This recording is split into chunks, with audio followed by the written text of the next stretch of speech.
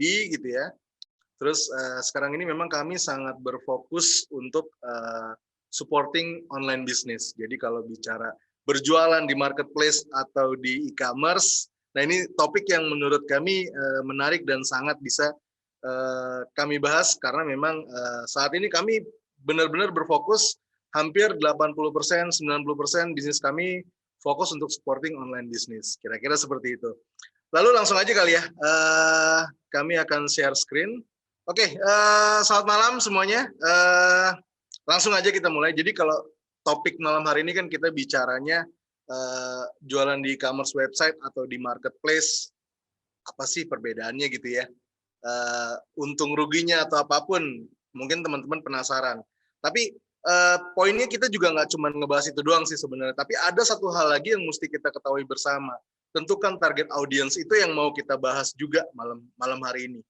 Terus juga nanti gimana kita JX bisa mensupport teman-teman yang berjualan online, kira-kira seperti itu. Oke, langsung ke next slide. Jadi kita bicara dulu nih. Saat ini di masa pandemi gitu ya, mungkin kita udah tahu nih, hampir 1 tahun belakangan ini kita berada di momen-momen yang penuh dengan ketidakpastian gitu ya. Banyak di antara kami menemukan juga case di mana banyak di eksodus dari mereka yang berjualan secara offline, terus mereka bingung karena mereka tadinya berjualan di pasar atau di ruko gitu ya, yang tadinya orang ramai datang, terus tiba-tiba pada saat pandemi itu benar-benar kan semua orang kan menghindari kontak fisik secara langsung gitu ya. Nah, ini ada beberapa faktor-faktor yang memang memicu kebiasaan terjadinya terjadinya perubahan yang disebut new normal gitu ya, perubahan di mana banyak pembeli yang menghindari kontak langsung. Nah inilah memang saat yang tepat ketika mungkin ada teman-teman yang tadinya berjualan di offline yang belum pernah punya pengalaman bagaimana berjualan di online, kita buka nih pintu gerbangnya dulu, kita jelaskan. Malam hari ini kita akan bahas gitu ya. Nah, ini ada beberapa fase, mungkin saya nggak akan terlalu panjang di sini, tapi kita sudah melalui 4 fase ini sebenarnya. Jadi fase yang pertama ketika terjadi kasus pertama COVID-19 di Indonesia gitu ya. Terus di sini mulai nih ada perubahan gitu ya, kesadaran tentang kesehatan, tentang kebersihan meningkat.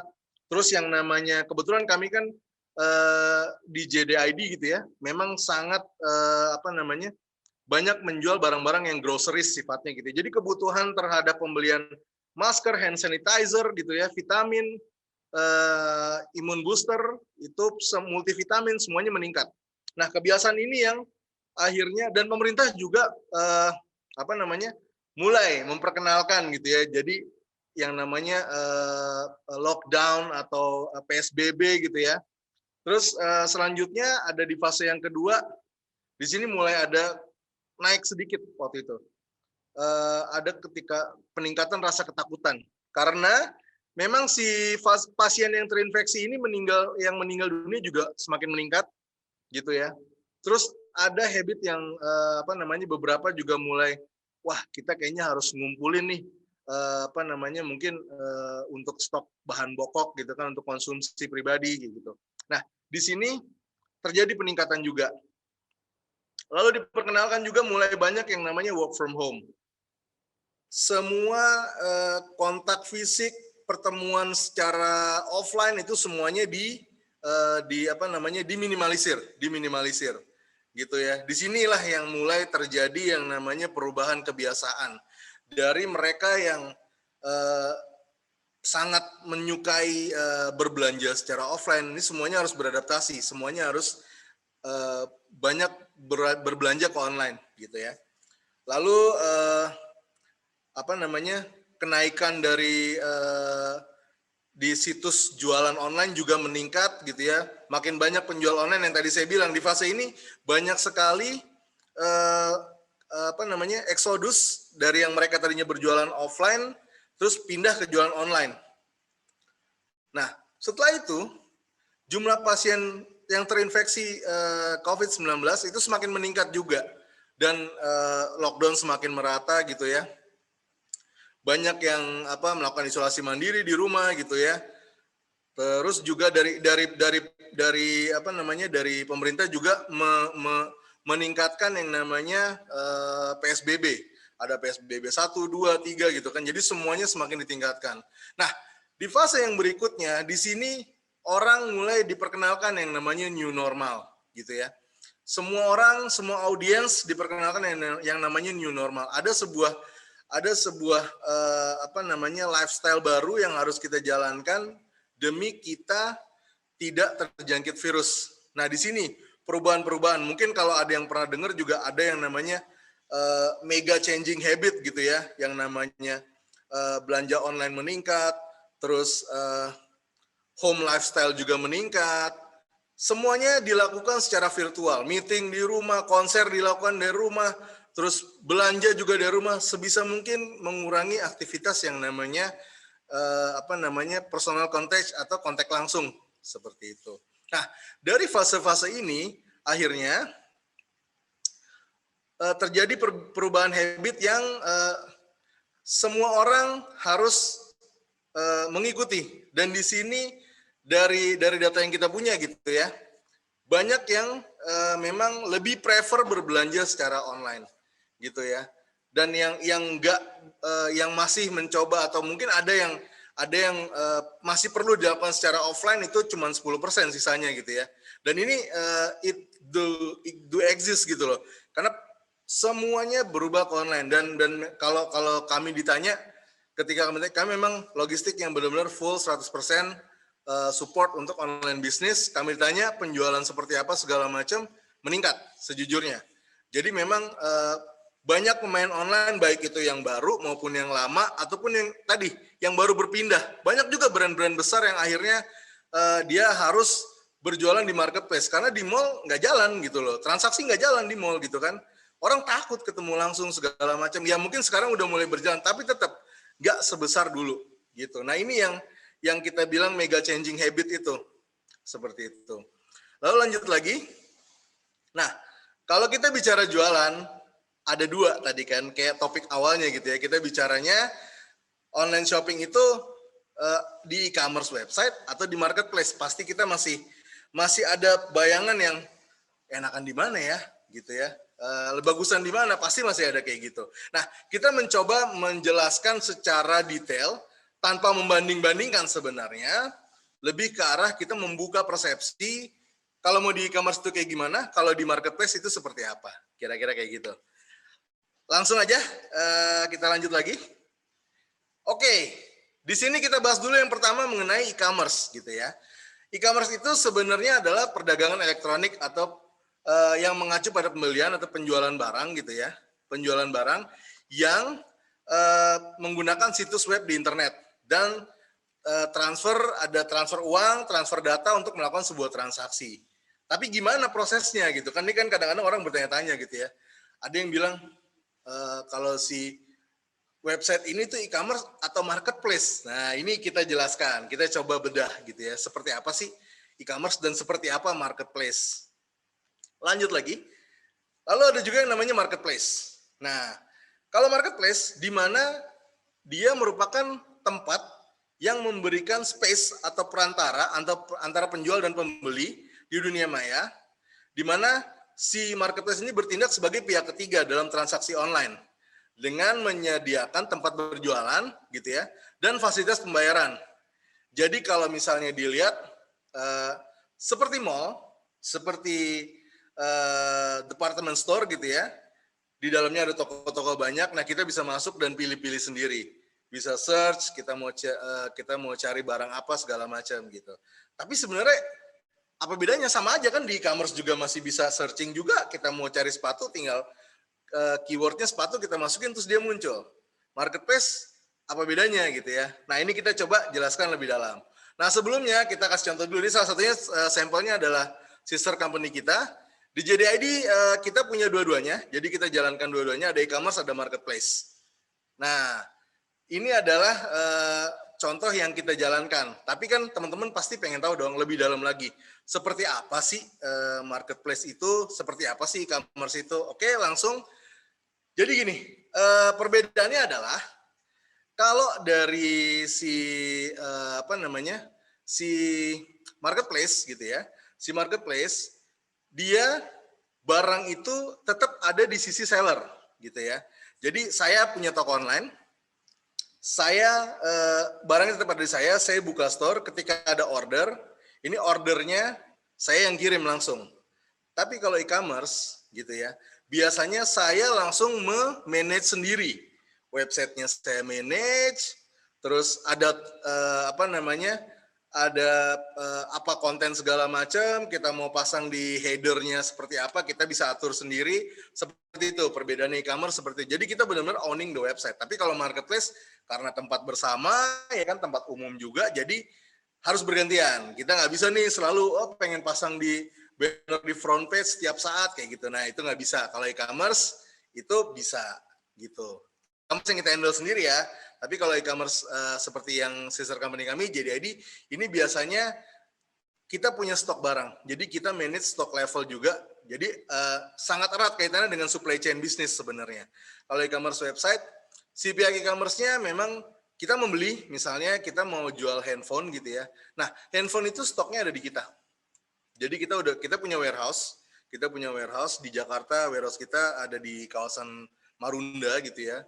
Nah, di situ barang-barang semuanya di situ. Semua keluarnya dari situ kita distribusi. Tapi kalau marketplace-nya kita, jadi ketika ada order, si seller packing barang dulu, request pick up ke JX ke kami gitu ya, baru kita jemput. Kira-kira seperti itu. Lanjut lagi. Nah, kalau kita bicara sebelum kita telisik perbedaan gitu ya, saya coba mau jelasin sebenarnya target market utamanya siapa sih? Kalau saya sih mikirnya gini, jualan di marketplace atau jualan di e-commerce sebenarnya hampir sama gitu ya. Nah, tapi yang paling penting ke siapa nih yang paling banyak, yang paling memungkinkan untuk membeli gitu ya. Nah, ini yang mau saya buka dulu sebelumnya. Oke, di sini saya ada data dari research gitu ya. Jadi ada beberapa generasi gitu ya. Ada millennials, ada Gen Z, Gen X, baby boomers gitu ya. Nah, berdasarkan survei dari Snapchat Research ini yang kita dapat, setengah dari Indonesian online shoppers adalah millennials. Gitu ya, yang ada di sini nih, yang paling kiri. Usianya 25 sampai 34 tahun. Lalu selanjutnya ada Gen Z, ada Gen Z ini 31%. Lalu ada Gen X dengan usia 35 sampai 44 tahun. Lalu ada baby boomers di usianya di atas 45 tahun. Kira-kira seperti itu. Nah, berarti kan kalau kita lihat di sini yang paling akan mempengaruhi pembelian kita ada di sini. Karena disinilah usia produktif itu paling banyak di millennials. Mereka sudah punya buying power sendiri, mereka lagi happy-happy-nya gitu ya. Mau belanja juga mereka yang tentuin, mau beli apa juga mereka yang tentuin. Jadi di sini kami melihat target utama untuk berjualan online adalah millennials. Nah, balik lagi pertanyaannya, kok bisa? Kenapa millennials? Emang yang lain nggak ada yang belanja online? Kan ada juga. Nah ini kita coba jabarkan. Selain dari sisi populasinya paling banyak di millennials gitu ya. Oke, saya jelasin lagi. Nah, pertama kita bahas dulu siapakah millennials gitu ya. Jadi millennials itu adalah mereka yang lahir pada tahun 1980 sampai 2000. Saya termasuk nih, gitu ya. Lalu millennials ini dikenal juga sebagai generasi game changer, gitu ya. Karena di generasi millennials ini mereka bebas, gitu ya. Bebas memilih mau sekolah apa, mau kerja kayak gimana, mau usaha apa itu bebas. Mau jadi YouTuber bebas-bebas aja, sah-sah aja. Millennials, ya kan? Nggak ada kewajiban kita harus kalau kerja tuh harus di sini, instansi ini, nggak ada. Di millennials semuanya terbuka karena yaitu tech savvy, teknologi itu udah kebuka banget kayak gitu ya. Lalu selanjutnya generasi millennials menjadi generasi yang sangat penting. Ini yang tadi saya bilang. Generasi millennials merupakan generasi yang sangat penting karena 50% dari generasi millennials adalah mereka yang berada di usia produktif gitu ya, punya buying power sendiri dan bebas menentukan arah atau pilihan mau beli apa. Buying power-nya juga ada kayak gitu. Lanjut lagi. Nah, kalau kita lihat secara demografi gitu ya. Online shoppers kategori millennials ini kalau dari sisi jenis kelamin kebanyakan laki-laki gitu ya. Lalu kalau untuk perempuannya ada 48%, laki-laki 52%. Status marriage-nya 60% dari mereka sudah menikah. Lalu kalau bicara income, 53% dari mereka mempunyai income di atas 4 juta rupiah. Ini sangat bagus juga gitu ya. Jadi kalau kenapa tadi juga karena mereka juga punya buying power gitu ya. Income-nya di atas 4 juta rata-rata gitu ya 53%. Jadi pasti untuk buying power lebih tinggi. Lalu 77% dari mereka berasal dari upper economic level. Boleh dibilang background keluarganya, gitu ya, background pendidikannya sudah sangat baik. Jadi mereka adalah generasi yang memang secara dari lahir pun sudah terbiasa untuk sesuatu yang baru gitu ya, kalau boleh dibilang. Dan generasi yang istilahnya secara economical level sudah mampu lah, ada di generasi mampu, 77%. Dan ini juga kenapa cocok kalau kita targetin millennials. Nanti kita bicara juga gimana caranya sih sebenarnya. Lalu kalau bicara domisilinya, mereka millennials ini di Jakarta tinggal, yang di domisili di Jakarta ada 27%. Lalu di Greater Jakarta ada 14%, dan di kota lain gitu ya ada 59%. Jadi kalau mau targeting nih, Jakarta sama Greater Jakarta, others ini sebenarnya terpecah-pecah gitu ya, tapi dikumpulin jadi 59%. Ini datanya kalau mau ditelisik lebih dalam lagi, ini kota besar semua sebenarnya. Lalu 82% dari mereka adalah bekerja. Nah ini yang kenapa tadi secara demografi millennials cocok banget kalau kita mau targeting gitu ya. Kita mau targeting kenapa harus millennials. Nah ini nih salah satu reason secara demografinya. Lanjut lagi. Nah, karakter mereka gimana sih ketika berbelanja di e-commerce atau marketplace gitu ya. Nah ini nih, 91,3% mereka mengakses e-commerce atau marketplace melalui handphone. Jadi yang nggak kalah pentingnya gitu ya, selain kita juga harus berjualan di e-commerce atau marketplace, nanti pilihannya kita tentukan belakangan. Yang nggak kalah pentingnya adalah siapkan strategi digital teman-teman, gitu ya. Karena apa? Kalau boleh dibilang di handphone, itu millennials ini dia adalah smart buyer. Ini udah saya buka di depan. Kuncinya millennials adalah seorang smart buyer. Dia akan mencari informasi terlebih dahulu, gitu ya. Jadi siapkan strategi digital, posting di sosial media, terus mungkin kita pakai KOL atau influencer. Sekarang banyak jenisnya gitu ya. Intinya untuk memberikan informasi yang akurat kepada target audiens kita si millennials ini. Lalu lanjut lagi, ada 46,1% yang mengakses e-commerce atau marketplace 4 kali dalam sehari. Bayangkan, kalah minum obat, ya kan? Nah, 4 kali dalam satu hari ini mereka lakukan. Mereka cari, mungkin nggak ketemu, cari lagi, siangnya cari, sorenya cari, malamnya cari lagi. Biasanya kalau misalnya lebih ditelisik lagi, misalnya pagi dia ngelihat, baru di wishlist. Jadi kenapa itu penting juga tuh, fitur wishlist gitu ya. Wishlist, terus yang dia lihat lagi sambil ditanya, start chat gitu ya, ini ready nggak barangnya gitu ya. Terus sorenya dia ngelihat jawabannya, malamnya baru dia execute untuk transfer atau bayar. Biasanya kayak gitu dari hasil research kita. Lalu 49,8% mengakses melalui aplikasi mobile atau e-commerce atau marketplace di smartphone mereka. Jadi ini sangat penting. Yang namanya mobile friendly itu adalah penting. Mobile friendly itu teman-teman harus berjualan dengan sangat mudah, dengan journey yang sangat gampang, jangan banyak-banyak. Yang penting kalau bisa instant checkout itu penting gitu ya. Jadi ketika mau klik buy segala macam itu penting. Harus mobile friendly gitu. Nah kalau bicara mobile friendly nanti bisa nanya-nanya juga sama tim Niaga Ulster. Saya juga bisa bantu jelasin sih. Oke lanjut lagi. Nah ini kita bicara nih, kayak gimana sih habitnya millennials gitu ya. Jadi ada 6 habit millennials. Yang pertama mereka ingin stand out. mereka ingin terlihat berbeda daripada generasi-generasi yang lainnya. Jadi 47% millennials itu ingin tampil sebagai individu yang berbeda, sehingga dia bisa menjadi trendsetter di antara teman-temannya. Jadi ini salah satunya kenapa kita cocok kalau kita baru punya produk, kita coba targeting ke millennials. Lalu yang kedua adalah mereka selalu attracted to sell. Jadi kalau bicara sell, karena tadi saya bilang juga ada kata kunci pertama, millennials adalah seorang smart buyer. Mereka sangat suka membandingkan harga. Ada penawaran A, penawaran B, penawaran C, itu mereka bandingkan, baru mereka transaction, gitu ya, baru execute. Lalu yang ketiga, consider price, paling pertama. Jadi mereka selalu melihat harga adalah hal yang pertama dibandingkan, gitu ya, sambil mereka mencari informasi, gitu. Lalu yang keempat, try the new thing first, gitu ya. Kalau kita bicara millennials ini, dia selalu pengen mencoba hal yang baru daripada teman-teman yang lainnya. Yaitu tadi trendsetter juga, mereka pengen jadi trendsetter. Lalu yang kelima, mereka ini sangat enjoy the fun of shopping.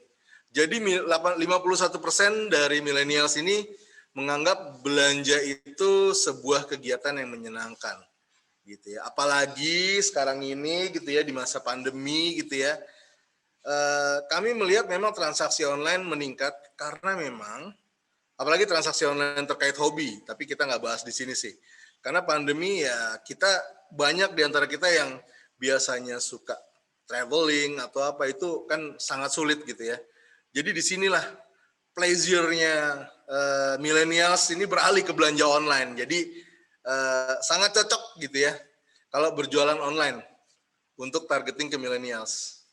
Buying power-nya kuat, mereka juga enjoying the fun of shopping, gitu ya. Ini salah satu habit yang mempengaruhi juga kenapa kita perlu untuk mentargetkan milenial sebagai target utama. Lalu selanjutnya yang nggak kalah penting, mereka believe in experts, gitu ya. Jadi yang tadi saya bilang juga sebelumnya, ada strategi-strategi, salah satunya adalah strategi KOL atau influencer. Di saat seperti ini ketika kita menjual barang, kalau kita langsung memperkenalkan secara langsung tentunya berat. Ada yang namanya kompetitor, ada yang namanya strategi A, B, C, ada yang banting-bantingan harga, gitu ya. Tapi kita perlu mencoba juga, kita pergunakan yang namanya influencer atau key opinion leader atau KOL. Nah, dengan menggunakan KOL, si millennials ini jadi merasa lebih yakin dan percaya. Oh, ternyata barang ini sudah dipergunakan oleh influencer. Jadi kalau bahasanya endorse lah, ketika kita sudah mengendorse ke, ya nggak harus, kan sekarang sebenarnya banyak, endorser itu nggak harus kayak level-level tier 1 kayak misalnya yang kita tahu Raffi Ahmad atau siapa, gitu ya. Sebenarnya banyak, jenisnya banyak, dan sekarang ini karakternya ada mega influencer, ada micro influencer, makro influencer, micro influencer, nano influencer, dan rate-nya juga berbeda-beda. Jadi kita bisa pilih sebenarnya berbagai macam kelas influencer yang bisa kita pergunakan untuk menaikkan penjualan kita, seperti itu. Dan cocok. Si millennials ini selalu mencari informasi, apalagi kalau sudah ada testimoni dari orang yang memang memiliki followers yang banyak, memiliki kapasitas yang cukup, dia bilang barang kita bagus, disitulah terbuka, gitu ya. Trust-nya terbuka terhadap produk yang kita jual. Lanjut lagi, kita bicara karakter sekarang ya.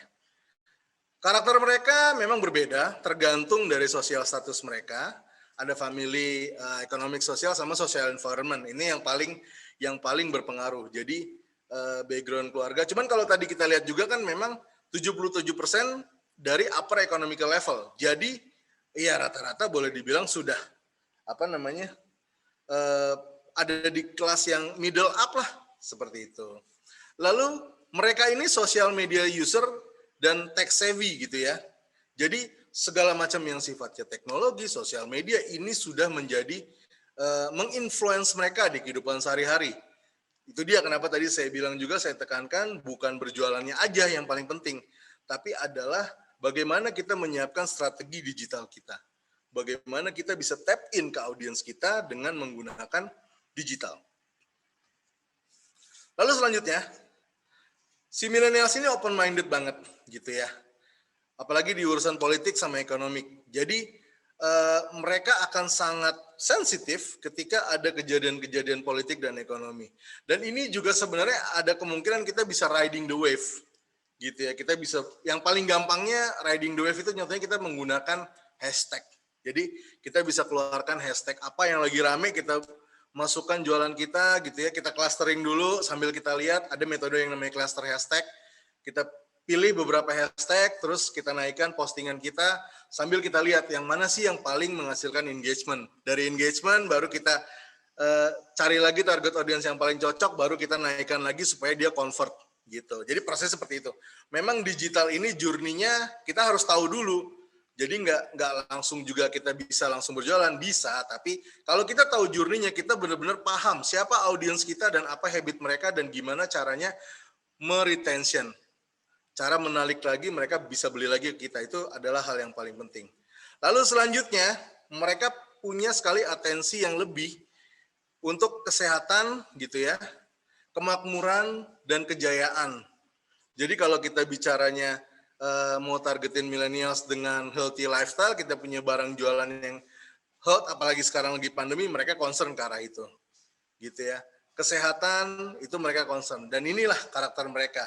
Gitu ya, si millennials ini memang ke arah sana. Oke, ini millennials karakter. Lalu lanjut lagi. Nah, kita bicara di sini apa aja sih preference mereka gitu ya.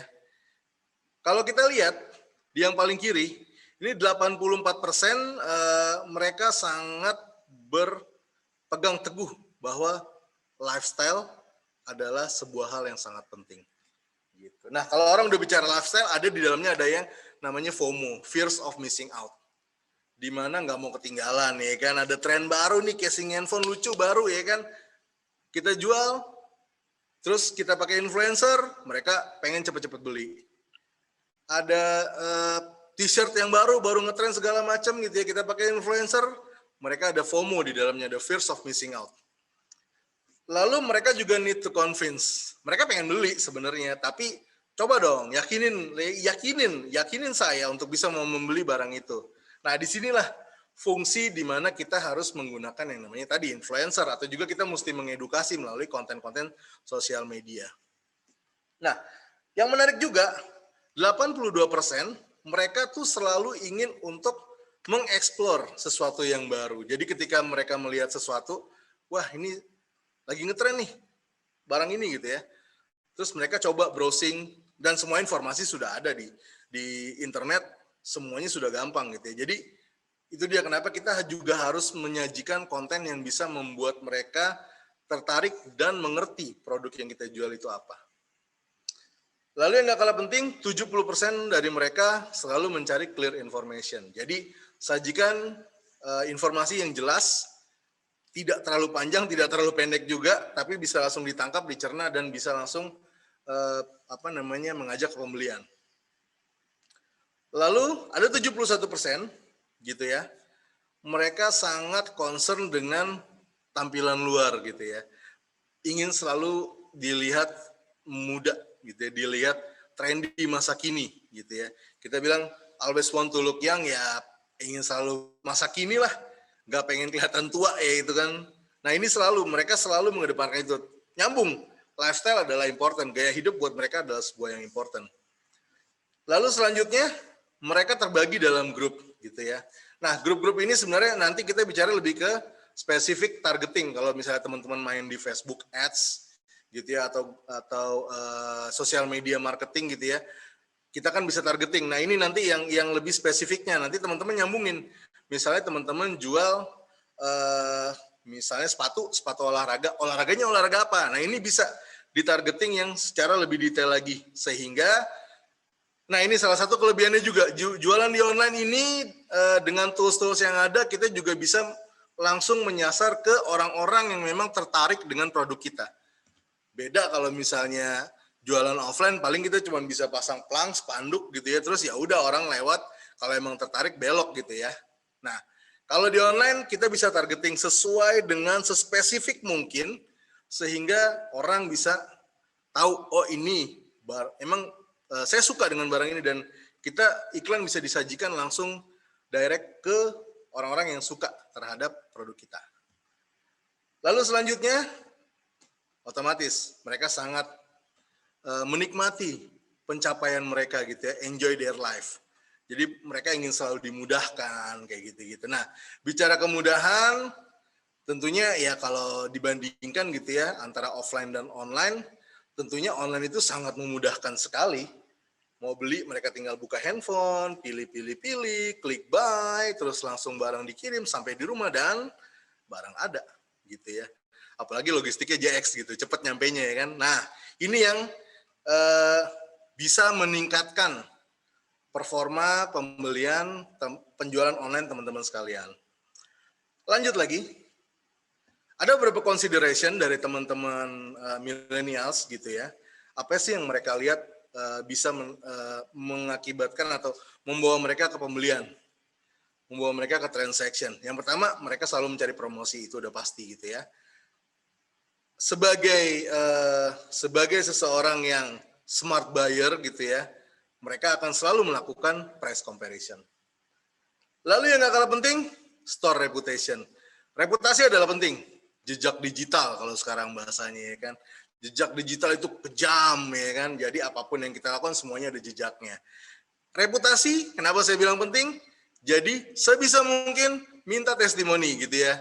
Kalau mungkin banyak ya kita tahu lah, kalau zaman dulu kita jualan di salah satu forum komunitas pasti testimoninya gitu kan, minta testimoni segala macam. Nah itu adalah salah satu bentuk kita bisa memberitahukan, menginformasikan bagaimana reputasi toko online kita. Jadi store reputation sajikan dalam website kita, sajikan fitur testimoni.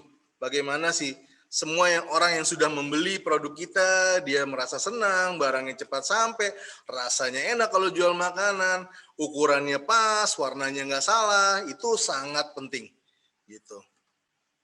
Lalu free delivery discount.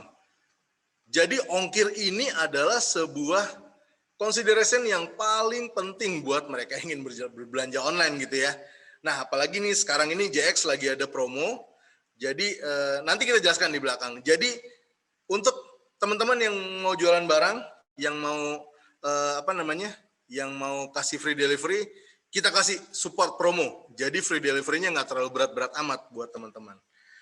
Lalu lanjut lagi, payment option. Ini juga salah satu hal yang terpenting, gitu ya. Kalau kita lihat di Indonesia, mungkin yang biasa transaksi online melalui bank ada, tapi masih banyak juga yang non bankable, yang belum punya account bank segala macam, itu masih ada gitu ya. Atau mungkin mereka karena kita brand baru gitu ya, misalnya saya baru mau buka clothing gitu ya, terus saya jualan online. Biasanya pembeli atau si milenial sendiri karena smart buyer, mereka masih berpikir, ini kalau misalnya saya langsung beli, barangnya dikirim nggak ya, terkirim atau enggak segala macam. Disinilah kita sajikan yang namanya fitur dari JX, punya fitur yang COD. Jadi si pembeli sudah tidak terlalu takut barangnya nggak terkirim, karena nanti bayarnya juga ketika barang sudah sampai, kira-kira seperti itu. Lalu secureness, ini juga penting juga, journey yang paling penting, keamanan ketika bertransaksi gitu ya, keamanan ketika database-nya juga terjaga, barang terkirim dengan baik, nggak rusak. Ini ada serangkaian secureness yang harus dijalankan ketika kita berjualan online. Karena ini satu concern dari millennials. Lalu yang paling penting juga, fast delivery. Pengen cepet nyampe pasti orang, yang namanya habis beli barang pengen cepet dipakai, pengen cepet dilihat, pengen cepet ini, segala macam gitu ya. Nah ini fast delivery adalah satu hal yang penting. Kalau pakai JX, barangnya akan cepet nyampe, pasti gitu ya. Lalu lanjut lagi, di sini kita bicaranya tadi. Jadi mobile friendly interface. Nah ini yang paling penting juga. Sebenarnya nggak harus melulu kita lihat dari apps. Sebenarnya yang kita sebut mobile friendly itu secara keseluruhan ya. Bagaimana kita menyajikan informasi-informasi jualan kita dengan mudah dapat didapatkan oleh audiens kita. Di sosial media kita sajikan. Jadi kita nggak perlu take effort, misalnya kalau belum punya apps terus gimana segala macam, ya itu sajikan konten, sajikan informasi, gunakan influencer, biar influencer yang memperkenalkan, membantu memperkenalkan produk kita ke audiensnya dia, gitu. Lanjut lagi, nah ini dia. Jadi millennials itu sebenarnya ada kelas-kelasnya juga. Ada di sini ada 5 kelas, gitu ya. Tapi kita nggak perlu terfokus ke semuanya, karena kelas-kelas ini masing-masing juga punya karakternya sendiri-sendiri. Ada yang namanya up and comers. Di sini up and comers ini biasanya mereka yang full time employee, mereka bekerja gitu ya. Terus mereka juga memiliki edukasi yang higher level, kreatif, ambisius, value seekers, terus selalu melakukan yang namanya price and quality comparison sama image conscious gitu ya. Jadi mereka melihat dulu nih barangnya kayak gimana segala macam, mereka selalu membanding-bandingkan. Nah, ini salah satu yang kita jadikan main target audience. Ada lagi yang mavens. Nah, mavens ini mereka lebih menyebar, ada di area-area suburban. Terus mereka edukasi juga tinggi, well educated, biasanya sudah menikah, terus suka sekali untuk mencoba hal yang baru, gitu ya. Nah, terus mereka juga mau untuk merekomendasikan. Mereka sangat get along dengan program sales atau program promosi yang dijalankan. Nah, 2 ini yang paling penting untuk kita targetin. Jadi, kalau bicara millennials yang tidak perlu kita target juga ada yang eclectics gitu ya. Mereka yang selalu menunggu rekomendasi baru untuk purchase decision gitu ya. Lalu ada yang skeptik, mereka yang ada di lowest income and education level gitu ya, low brand awareness gitu ya. Ini juga biasanya mereka akan melihat dulu nih, kalau di sininya udah tren, baru yang bawahnya akan mengikut. Kayaknya beli ini bisa nih gitu ya, karena udah banyak yang make gitu ya.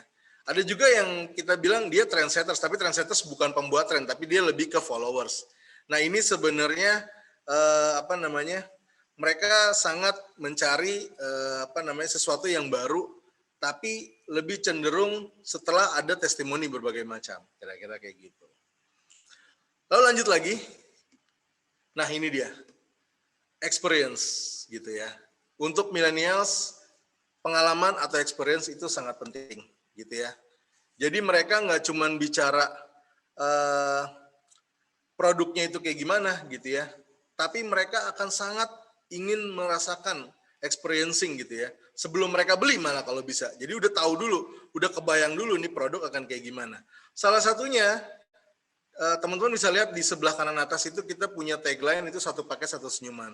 Di mana kami mencoba untuk menjelaskan kepada audiens kami, di mana setiap paket yang kami kirimkan itu akan kami terjemahkan menjadi sebuah senyuman.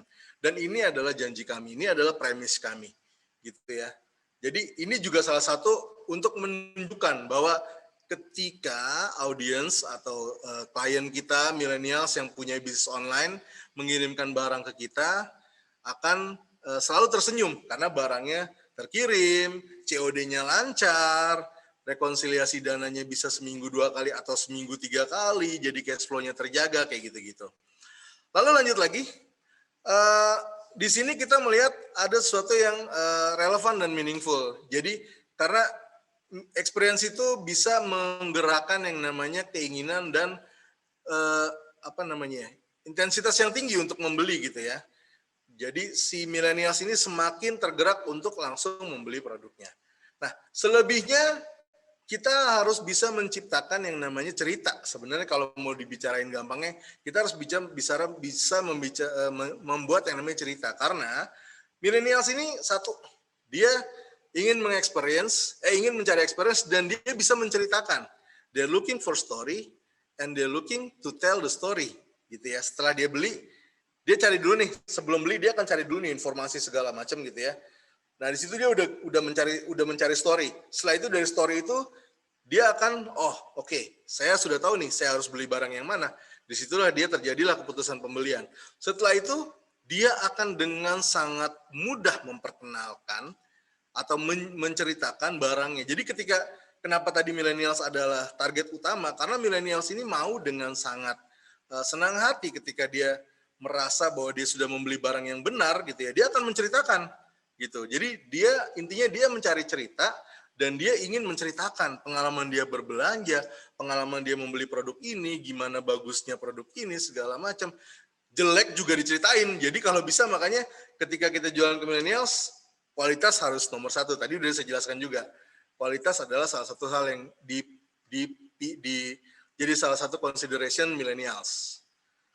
Lanjut lagi. Nah ini tadi saya bilang, jadi satu pakai satu senyuman adalah kita untuk membuat yang namanya attraction assurance information untuk millennials untuk bisa merasakan gitu ya pengalaman yang akan mereka dapatkan ketika menggunakan jexpress.id atau JX seperti itu. Lanjut lagi. Nah di sini ada sesuatu yang menarik nih. Kita ini ada di era disruption gitu ya. Gimana sih cara memenangkan gitu ya hati dan pikiran millennials gitu ya untuk mereka jadi punya keinginan untuk membeli gitu ya. Gimana sih disruption strateginya? Nah, ini kita jelasin dulu nih strategi yang zaman dulu. Biasanya ketika kita jualan, ketika seorang mencari gitu ya, kita harus need recognition dulu gitu ya. Ada kebutuhan gitu ya. Baru kita nyari, baru kita cari alternatif, baru kita beli, baru kita selanjutnya apakah kita suka kita informasikan ke kerabat atau kita nggak suka kita informasikan. Tapi di sini kelemahannya adalah harus ada want dulu, harus ada kemauan dulu. Tapi kalau sekarang disruption ini berbeda, kita yang ciptakan kebutuhan. Jadi jangan menunggu butuh dulu. Ciptakan kebutuhan gitu ya, buat cerita, buat story sehingga mereka butuh. Ini yang nggak kalah pentingnya juga. Jadi inilah kenapa sekarang kan ngetren yang namanya brand building gitu ya. Gimana sebuah brand itu punya story, punya cerita segala macam yang akhirnya itu bisa menjadi salah satu trigger desire si target audience mau beli. Nah ini disruption proses yang harus kita jalankan. Yang pertama adalah berikan informasi sedetail mungkin sehingga si target audience kita tertarik gitu ya. Terus kita push lagi dengan iklan, dengan konten, dengan influencer gitu ya, sehingga mereka semakin tertarik. Lalu attract mereka. Coba alihkan perhatian mereka dengan berikan promosi gitu ya. Diskon atau free delivery gitu ya. Lalu yakinkan mereka bahwa barang yang akan mereka beli ini cocok dengan kebutuhan mereka. Setelah itu timbul yang namanya purchase decision. Dan setelah itu, ini yang saya bilang paling penting. Ketika mereka sudah dapat semuanya, mereka akan merasakan they will feel super. Very smart, very lucky, very proud, karena gue udah beli barang ini duluan. Saya udah gunakan barang ini duluan gitu ya. Terus mereka akan menceritakan. Nah ini yang menarik dari millennials, dari journey-nya millennials. Jadi jangan menunggu kebutuhan, tapi ciptakan kebutuhan. Buat cerita, buat story gitu ya. Gimana sebuah brand. Kalau orang bilang sekarang jangan jual barang, tapi jual value. Kalau value-nya dapat, pasti orang beli. Kayak gitu. Lanjut lagi. Ya, ini udah, sorry. Nah, ini dia. Semua informasi dan komunikasi kita ciptakan dengan maksud untuk membuat demands dan kebutuhan dan permintaan. Jadi kita buat itu. Demand-nya kita buat juga permintaan sampai akhirnya mereka purchase, beli. Kira-kira seperti itu. Lalu lanjut lagi. Nah ini kalau kita bilang disrupted process, kayak gimana sih sebenarnya secara rangkumannya gitu ya. Lalu yang pertama kita harus buat adalah kita attract dulu ya. Dengan campaign, dengan activation, dengan promosi gitu ya. Di saat yang bersamaan juga sajikan informasi dari berbagai media network. Bisa kita tadi gunakan bloggers atau di sosial media kita sendiri gitu ya. Atau kalau misalnya mau menggunakan influencer gitu ya, itu bisa kita lakukan. Yakinkan mereka juga dengan KOL dan influencer sehingga si orang yang mau beli ini, si millennials tadi semakin yakin, oh si ini aja udah pakai gitu ya, dan barangnya bagus gitu kan. Terus baru yang terakhir, buat marketing taktik gitu ya, bikin strategi yang sifatnya bisa membuat mereka membeli secara berulang. Gitu ya, entah bundling atau pembelian kedua ketiga akan dapat diskon apa lagi kayak gitu. Jadi ciptakan yang akhirnya membuat mereka itu ketergantungan dengan produk yang akan kita jual di online. Lanjut lagi. Nah, kita balik lagi nih. Tadi saya udah coba jelasin gitu ya, kayak gimana sih target audience yang utama gitu ya. Karena ya tadi, kenapa saya bedah habis-habisan nih millennials. Karena memang millennials ini yang paling menjadi gerbangnya. Ketika millennials sudah mencoba, dia akan memperlihatkan, menceritakan segala macam. Jadi awali target audience kalau di Facebook Ads atau apa namanya Google Ads itu usianya kan tadi udah ketahuan tuh, kelahiran tahun 80 sampai 2000. Nah, targetin yang ke situ tuh kalau bicara yang paling gampangnya. Lalu bicara habit-habitnya tadi udah saya jelasin. Lalu lanjut lagi. Nah, kita coba telisik lebih dalam lagi mengenai e-commerce dulu nih gitu ya. Tadi kan saya bilang kita kenalin dulu nih, kita mau jual ke siapa nih yang paling pertama. Jangan main asal jualan juga, karena ya buka website tanpa ada strategi juga sama aja sih gitu kan. Yang paling penting ketahui target audience, ketahui sukanya mereka apa, buat story dan jalankan. Kalau nggak jalan aja. Lanjut, kita ceritain dulu apa sih kelebihan e-commerce website. Nah, tadi di awal presentasi saya ceritakan kalau yang namanya e-commerce itu kita memiliki kontrol penuh terhadap platformnya. Jadi kita bisa membuat desain, navigasi, tampilan, katalog, hingga pengalaman berbelanja. Kita bisa masukin semua, gitu ya. Mau minggu ini kita masukin banner di depan, begitu orang buka website, langsung ada produk ini yang produk baru kita bisa. Ya, kita sendiri yang manage. Content management sistemnya ada di kita, bukan di orang lain, gitu kan. Nah, inilah salah satunya kelebihannya si e-commerce. Lanjut lagi, kita bebas melakukan branding.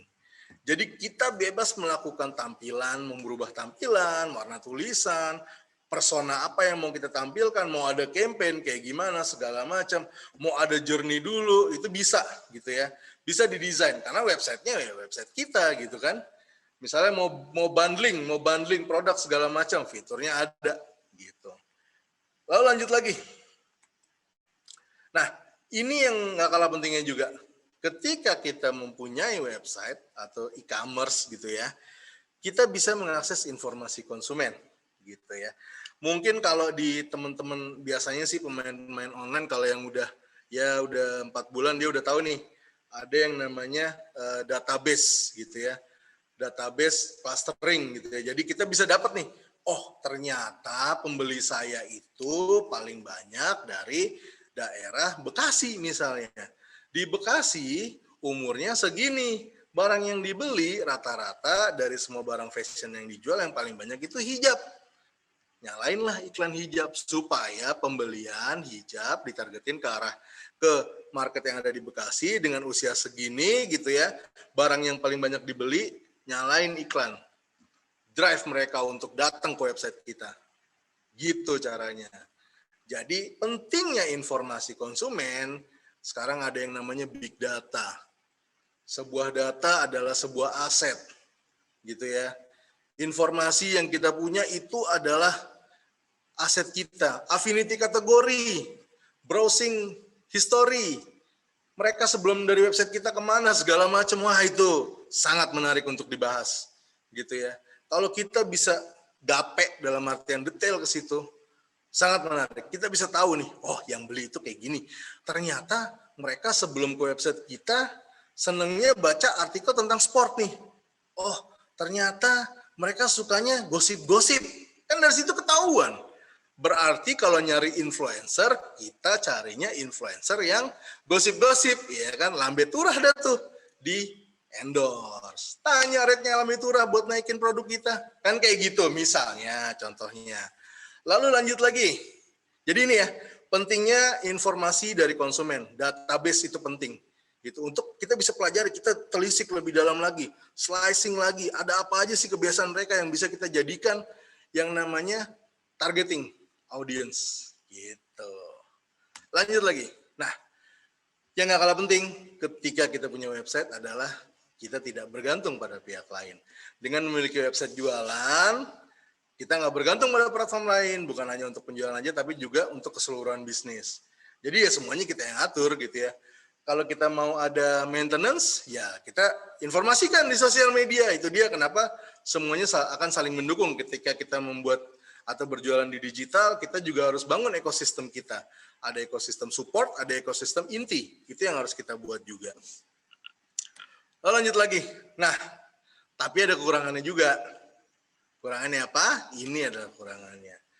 Yang pasti gitu ya, yang namanya bikin website tentunya kita butuh modal. Butuh untuk bikin domain gitu ya. Terus kalau bisnisnya udah berkembang, kita juga perlu upgrade lagi webnya. Tapi nggak apa-apa, karena ini kan aset gitu ya. Kita harus punya aset. Kalau mungkin dulu asetnya itu ruko, kalau sekarang ya website gitu. Jadi aset itu udah berubah nih, ada pergeseran. Tapi kan juga tadi kalau dengar dari presentasinya Niaga Hoster gitu ya, bisa memberikan nih semua yang kita butuhkan dari mulai domain segala macam gitu ya. Jadi ini menarik juga. Mungkin yang namanya kebutuhan modal bisa dipangkas gitu kan dengan service yang diberikan oleh Niaga Hoster. Kira-kira seperti itu. Lanjut lagi. Lalu nggak kalah penting juga kita perlu melakukan pengelolaan yang baik karena memang yang namanya aset ketika kita punya ruko juga sama aja gitu kan. Oh nih ininya mampet karena kita nggak pernah bersihin. Nah, ada juga kemungkinan kayak gitu. Nah kalau atau ada genteng bocor gitu kan kalau ruko gitu misalnya. Tapi kalau di website apa aja? Ya ada juga. Misalnya ada maintenance, server gitu kan, replication-nya problem, atau bug testing, ada bugs di mana, ya itu kita lakukan maintenance gitu ya. Sehingga semua user journey yang udah kita siapkan bisa berjalan dengan baik.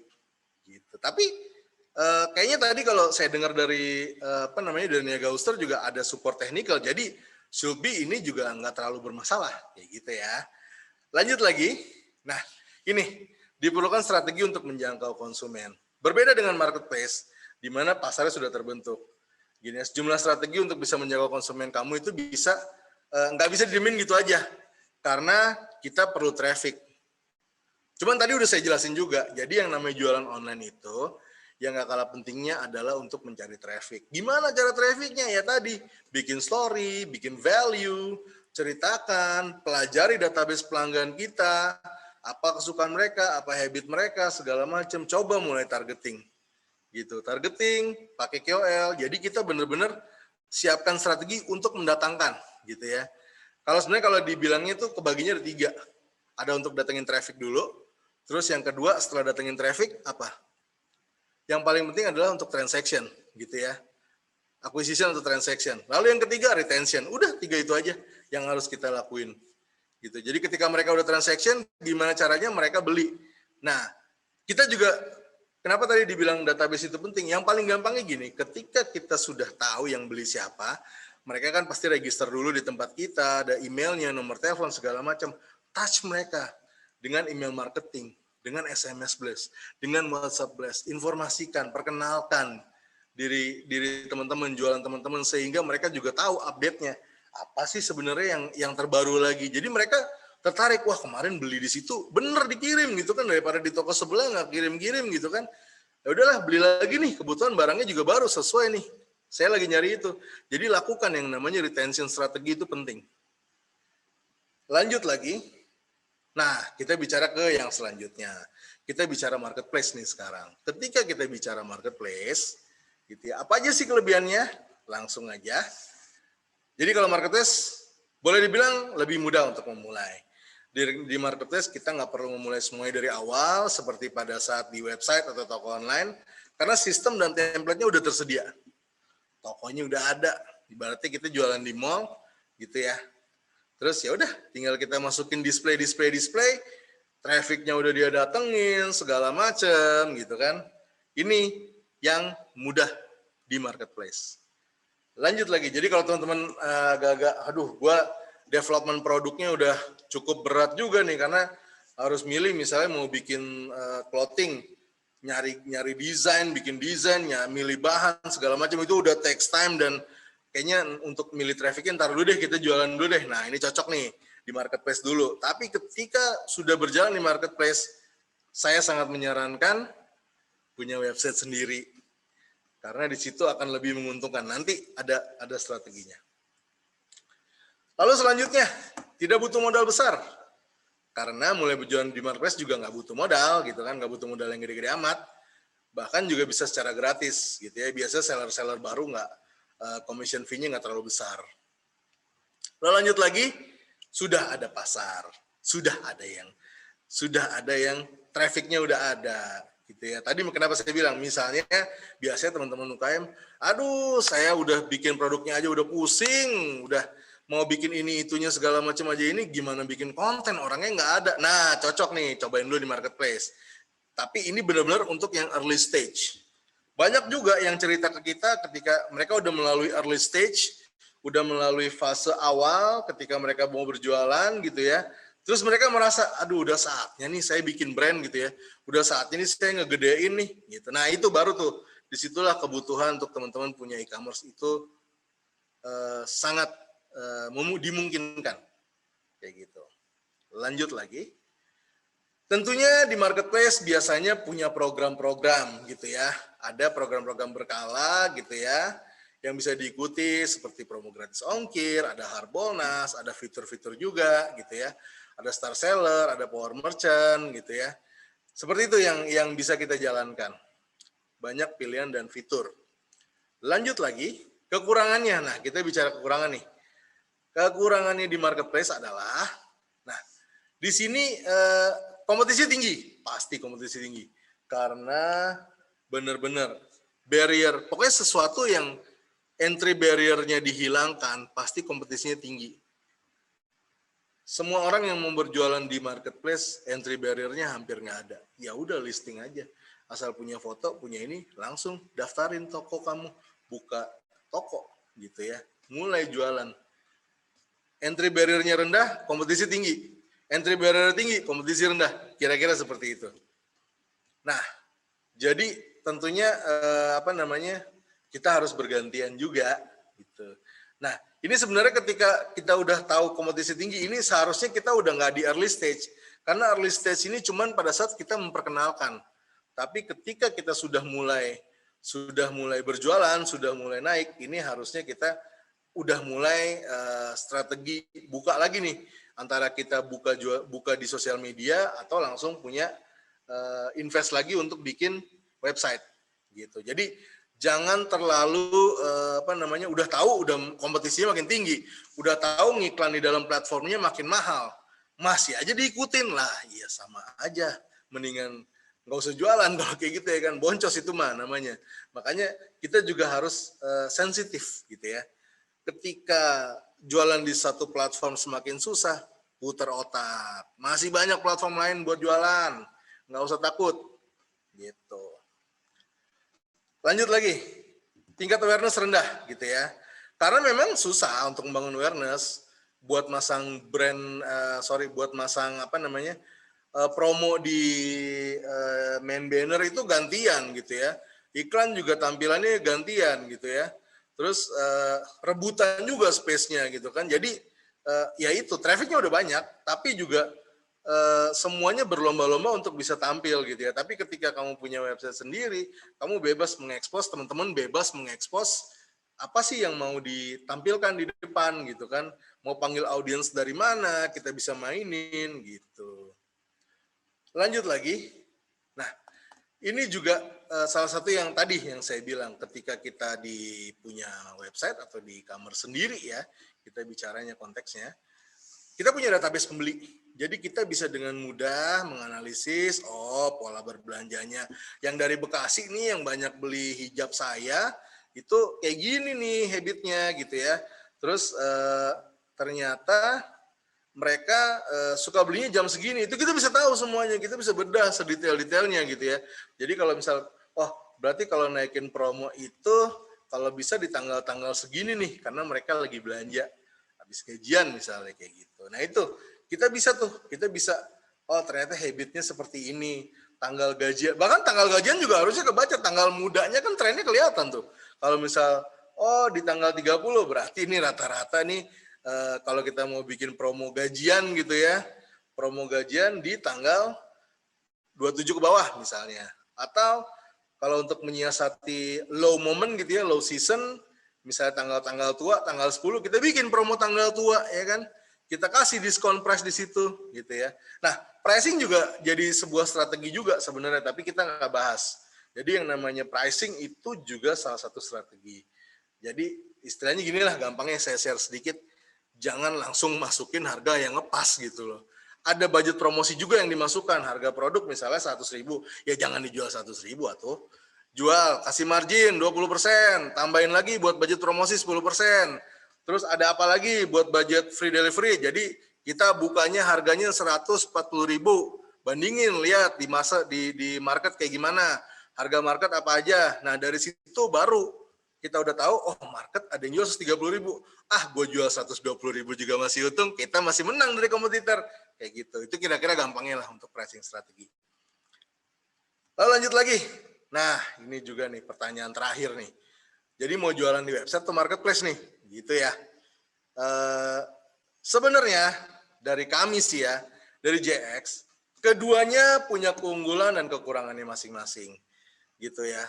Yang tadi, ketika kita jualan, mungkin kita udah pusing lah, bikin bisnis aja udah pusing gitu kan, nyari modal aja udah pusing, ya udah jualannya dulu di marketplace, early stage dulu gitu ya, kenalin dulu barang ke market segala macam, sambil nabung bikin website kayak gitu. Kalau bisa jangan stay di satu ini terus, karena persaingan pasti akan semakin tinggi gitu ya.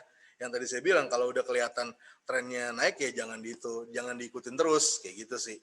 Lalu yang penting adalah siapkan strategi digital. Jadi yang tadi pelajari itu dari mulai target audience, gimana caranya bikin story, gimana caranya bikin konten gitu ya. Pasti teman-teman juga pengen tahu kan gimana caranya, oh jualan di Instagram tuh kayak gimana sih? Atau udah punya Instagram tapi kok ya monoton amat gitu ya. Jualan banget, hard selling banget, orang juga nge-like aja enggak, follow aja nggak mau. Tapi kalau kita bisa bikin story segala macam, tentunya ini akan sangat membantu. Jadi teman-teman udah punya dulu nih, bikin dulu kolamnya. Kalau biasanya gitu kan ya, kalau di training gitu kan, kita siapin dulu kolamnya. Nah bener emang, kita siapin dulu kolamnya. Jadi si audiens itu udah kita punya, baru kita kirim lagi nih berita-berita, informasi-informasi. Intinya kami JX siap membantu menjadi logistik partner Anda, dimanapun Anda berjualan. Lanjut lagi. Nah ini terkait dengan dengan tadi support kita. Bulan ini, di bulan Ramadan yang penuh berkah ini, kita lagi ada promo gitu ya, namanya Serbu Ramadan Berkah. Nah, apa aja sih promonya? Mungkin langsung saya play ya. Silahkan. Promo Serbu makin seru. Bulan puasa mau cash flow lancar dan naikin omset online shop kamu? Bisa, asal pakai JX. Soalnya kalau pakai JX bisa ikutan promo Serbu Ramadan Berkah. Ibadah bawa berkah, bisnis lancar, alhamdulillah. Alhamdulillah, dana COD bisa cair 2 kali atau 3 kali seminggu. Alhamdulillah bisa COD dan CSOD. Alhamdulillah bisa pick up gratis tanpa minimum order. Alhamdulillah dapat diskon ongkir sampai 80%.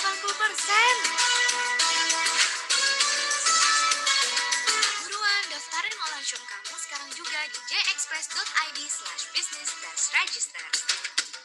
Serbu Ramadan Berkah, jualan lancar, ibadah jadi makin syahdu. JX, satu paket, satu senyuman. Oke, ya itu tadi adalah salah satu promo kita, di mana kita bikin promo yang namanya Serbu Ramadan Berkah. Jadi jualan lancar, ibadah jadi makin syahdu.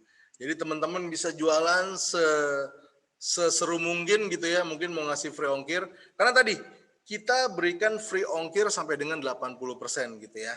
Jadi kalau mau tahu lebih detail lagi, sorry sebentar. Promo Serbu makin seru. Sorry. Oke, lanjut lagi. Promo Serbu. Oke. Sorry ada ini sedikit. Jadi gini, promo Serbu itu apa sih sebenarnya gitu ya? Jadi serbu itu serba 6.000. Jadi ongkirnya kita buat 6.000 per kilo ke semua daerah gitu ya. Jadi teman-teman misalnya jualan semua yang Pulau Jawa ke all tujuan Pulau Jawa dengan SLA 2-5 hari, itu maksimum 5 hari ya. Itu ongkirnya cuma 6.000 per kilo. Bayangin kalau teman-teman jual barang dari Jakarta, punya online shop Jakarta yang beli di Surabaya gitu ya. Berapa tuh ongkir ke Surabaya? Bisa 25 ribuan atau 30 ribuan. Tapi di JX 6.000. Nggak usah pusing, langsung aja gitu ya. Nah, ini yang lagi kita promosikan. Begitu juga dengan Origin Sumatera Utara. Jadi dari Sumatera Utara ke All Sumatera Utara semuanya itu harganya 6.000 per kilogram. Gitu ya. Kalimantan Barat ke Kalimantan Barat juga sama. Kalimantan Timur juga sama. Makassar ke Makassar, Padang ke Padang, Pekanbaru ke Pekanbaru, Palembang ke Palembang, semuanya serba 6.000 gitu ya. Jadi kalau misalnya TNC-nya sebenarnya maksimum 10 kg, tapi ya kan kalau kita jualan barang-barang fashion nggak ada yang nyampe 10 kilo juga gitu ya. Terus makanan memang kita belum bisa, tapi tetap untuk barang makanan yang dalam hal frozen food ya, tapi kalau misalnya kayak teman-teman jual snack, makanan kering gitu ya, itu bisa banget dikirim pakai kita dengan ongkir cuma 6.000. Biasanya online seller itu jualannya barang-barang fashion, barang-barang aksesoris, aman banget dikirim pakai JX gitu ya.